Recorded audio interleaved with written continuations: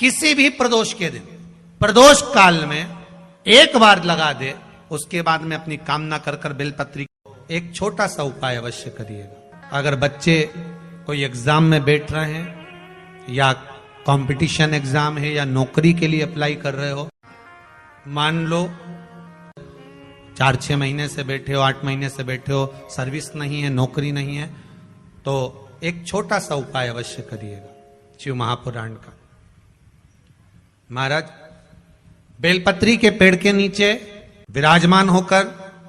बेलपत्री के पेड़ के नीचे जिसको नौकरी के लिए या एग्जाम में बैठ रहा है वो जल चढ़ाए, बेलपत्री के पेड़ के नीचे थोड़ा सा दूध चढ़ाए, फिर जल चढ़ाए और अपने राइट भाग में घी का दिया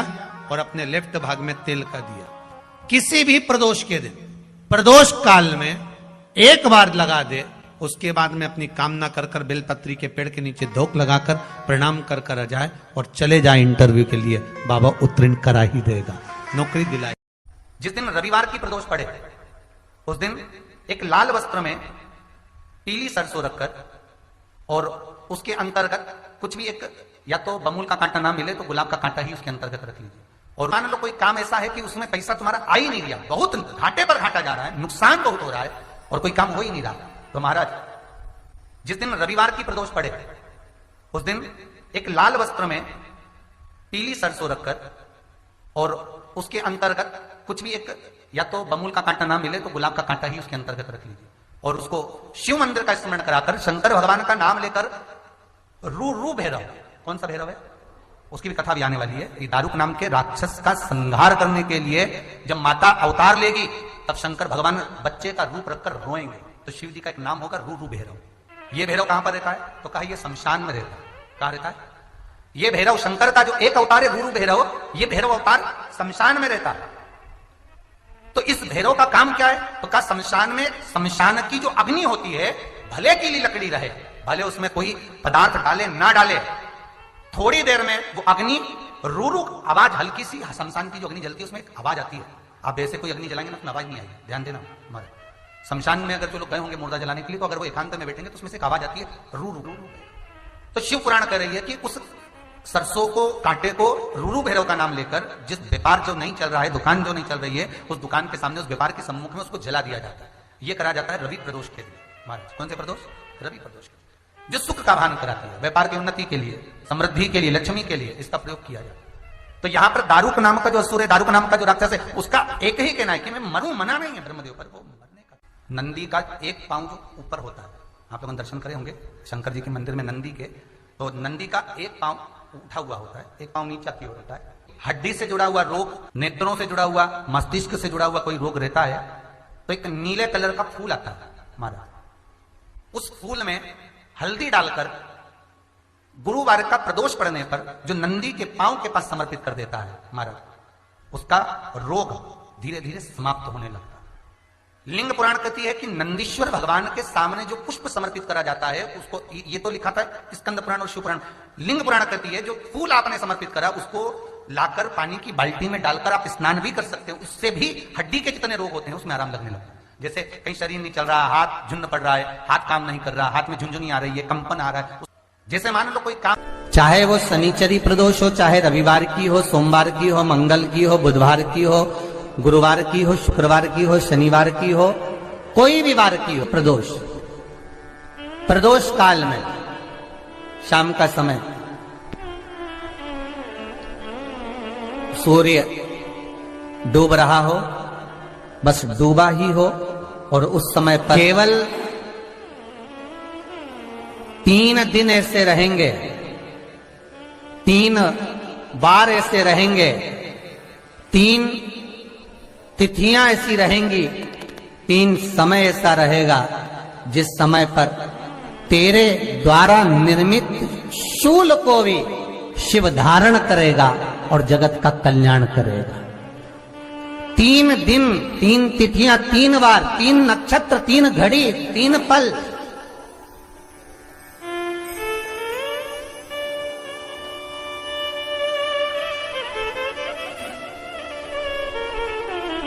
जिसमें बाबा शूल भी धारण करते हैं, और शूल अकेले धारण नहीं करते महाराज, जो धतूरा होता है ना,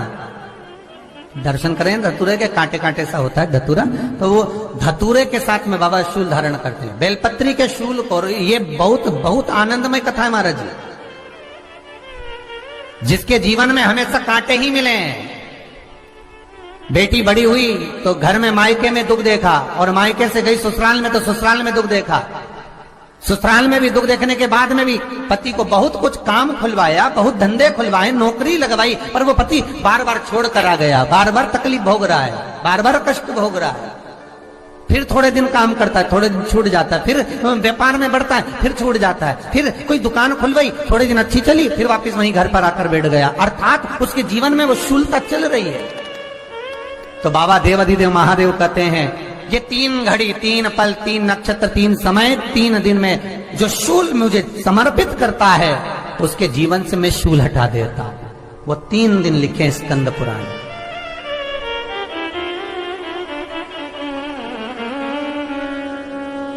महाराज बैसाख महीने में जो प्रदोष आती है,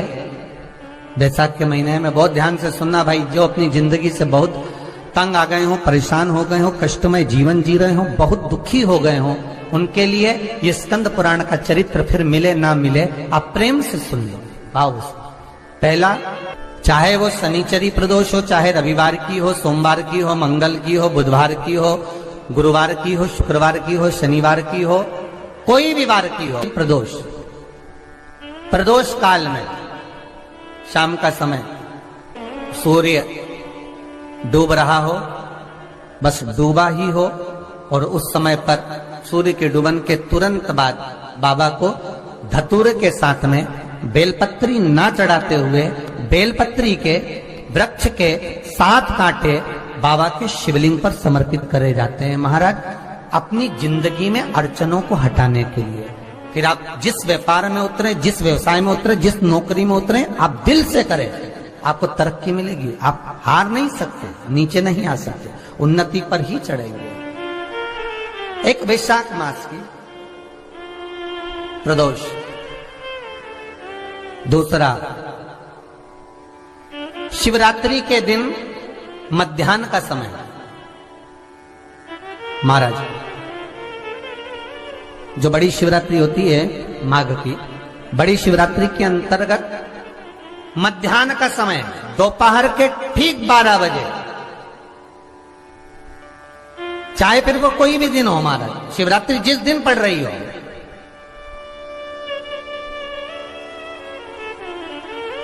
उस दिन भी धतूरे के साथ बाबा को 7 कांटे बेलपत्री के वृक्ष के समर्पित होते हैं महाराज। इसमें आप ये वाले जो कांटे हैं, जो शिवरात्रि के दोपहर 12 बजे वाले हैं, अगर कोई मदिरा पीने वाला हो, व्यसन में डूबने वाला हो, कोई जुआ खेलने वाला हो, कोई गलत वैश्यावृत्ति करने वाला, या अपने मार्ग से विचलित कोई व्यक्ति है, उसके लिए भी ये कांटे बहुत काम आते हैं महाराज। दूसरा, पार्वती तेरे द्वारा तेरे नयन अश्रु से जो प्रगटा हुआ बेल का वृक्ष है, द्वितीय शूल मैं वहां धारण करता हूं, तृतीय शूल, तीसरा शूल जो वर्णन करा गया महाराज। भगवान श्रावण के महीने में, श्रावण के महीने में जो भी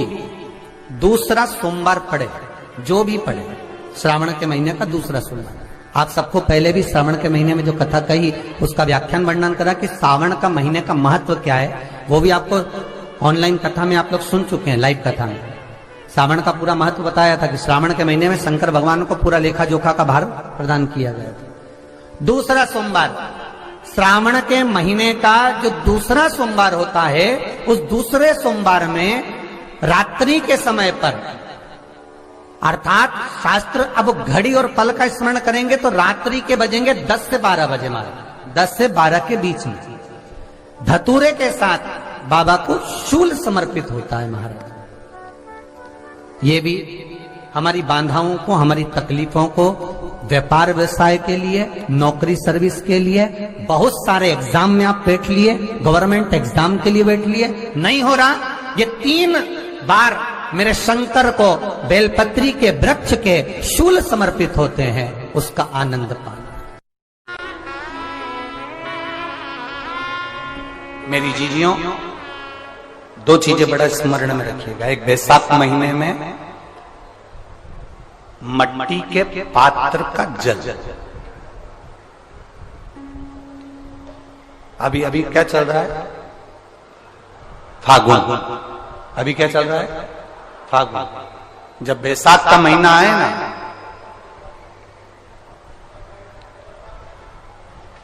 जितने यहां बैठे और जितने आस्था चैनल पर सुन रहे और जितने फेसबुक यूट्यूब पर कथा श्रवण कर रहे, जितने मोबाइलों पर देख रहे हैं, प्रयास करना, बैसाख के महीने में मिट्टी के पात्र में जो रात्रि भर जल रखा हो, मिट्टी के पात्र में, अगर आपके पास में घड़ा हो, हंडा हो, नी हो, तो दिया हो, दीपक हो, कुल्लड़ हो, कोई भी तुम्हारे पास में जो मिट्टी का पात्र, उसमें जल भरना। वो जल बैसाख के महीने की किसी भी सोमवार के दिन, किसी भी सोमवार के दिन, बैसाख महीने